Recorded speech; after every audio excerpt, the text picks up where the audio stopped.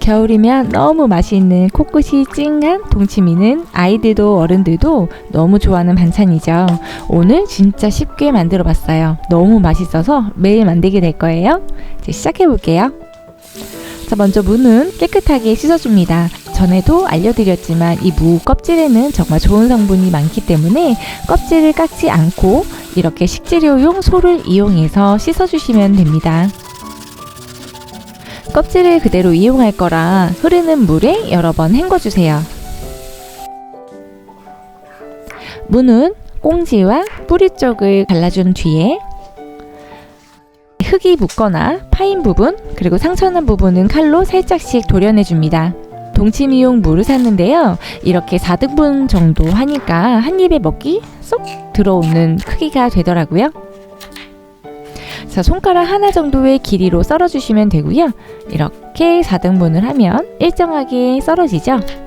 자, 이거를 다시 일정한 두께로 썰어줍니다. 이렇게 길쭉길쭉하게 말이죠. 한 입에 쏙 들어오는 이 정도의 사이즈가 먹기 가장 편한 것 같아요. 자, 다시 한번 보실게요. 가운데를 한번 잘라준 뒤에 일정한 두께로 양쪽을 잘라주면 사이즈를 같게 썰어주기 좋아요.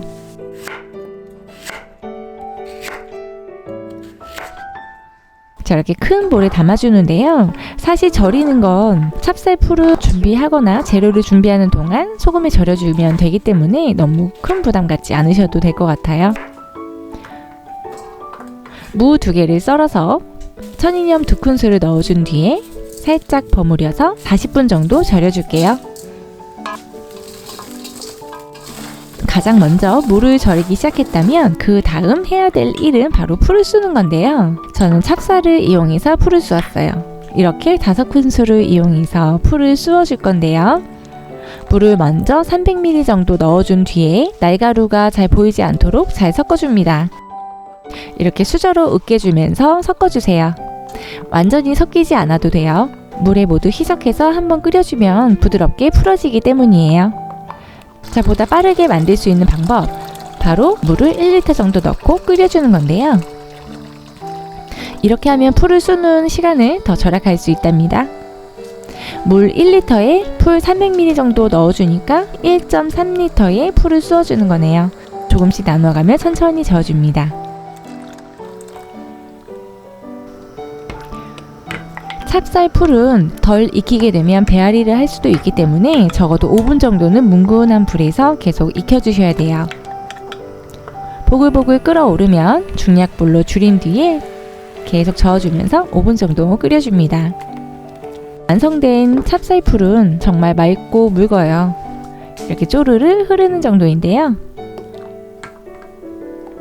건더기 하나 없이 맑게 잘 써졌죠?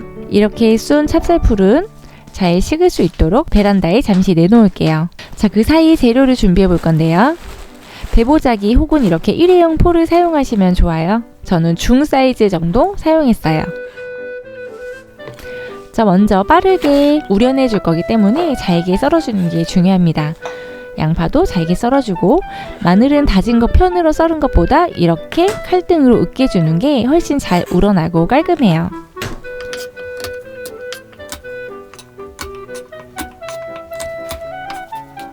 재료를 손질해서 모두 배보자기에 넣어줍니다. 생강은 많이 넣으면 쓸 수 있기 때문에 이렇게 2작은술 정도 넣어주었어요. 배도 껍질과 씨를 모두 제거하고 잘게 썰어서 보자기에 넣어줍니다. 이렇게 넣은 뒤에는 돌돌 묶어서 빠져나오지 않도록 해주세요. 국물이 우러나서 맛이 들게 되면 이 배보자기만 쏙 빼주면 되기 때문에 깔끔하고 좋답니다. 쪽파도 준비해 볼게요. 쪽파는 숭덩숭덩 썰게 되면 진물이 나와서 지저분해질 수 있기 때문에 통으로 넣어주시는 게 좋아요. 저는 그래서 이렇게 끝을 묶어 주었답니다.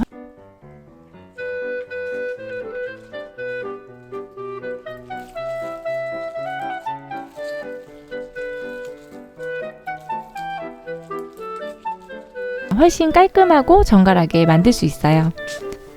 청홍고추도 어슷 썰어서 준비합니다.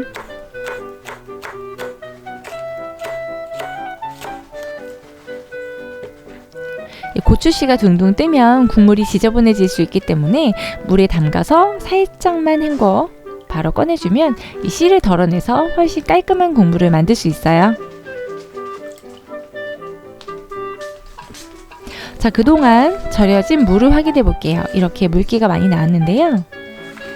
자, 이 상태라면 하루 정도만 놔뒀다가 드셔도 무가 맵거나 쓰지 않아요. 절여 놓았던 소금물까지 모두 사용할 겁니다. 그대로 통에 넣어주세요. 자, 그리고 쑤어 놓은 풀을 볼에 다시 담아주고 동량의 물을 더 넣어주는데요. 저는 이 풀까지 함께 해서 모두 총 3리터 정도의 물을 사용했어요. 자, 여기에 단맛을 내기 위해서 설탕을 넣게 되면 이 물이 콧물처럼 진득해지고 맛이 없어지기 때문에 꼭 스테비아나 유수가를 넣어줍니다. 자, 그리고 꽃소금 2큰술을 더 넣어주세요. 저는 총 4큰술 정도 넣어주었어요. 이 물이 들어가는 양에 따라서 입맛에 맞춰 소금 양을 더해주세요. 자, 그리고 그냥 고추를 넣어도 좋지만 이 삭힌 고추를 넣으면 확실히 맛이 다르거든요. 저는 삭힌 고추 10개 정도 넣어주었어요. 찹쌀물을 모두 넣었는데 물 양이 적죠? 그래서 물을 더 추가해서 간을 보고 소금도 반 큰술 정도 더 넣어주었어요. 자, 이렇게 완성된 동치미 생각만 해도 너무 맛있지 않나요? 실온에 하루 이틀 정도 놓았다가 입맛에 맞도록 냉장 보관해서 드시면 좋고요. 레시피는 쉽지만 맛은 정말 좋기 때문에 꼭 한번 만들어 보셨으면 좋겠어요. 좋아요와 구독 잊지 말고 가세요.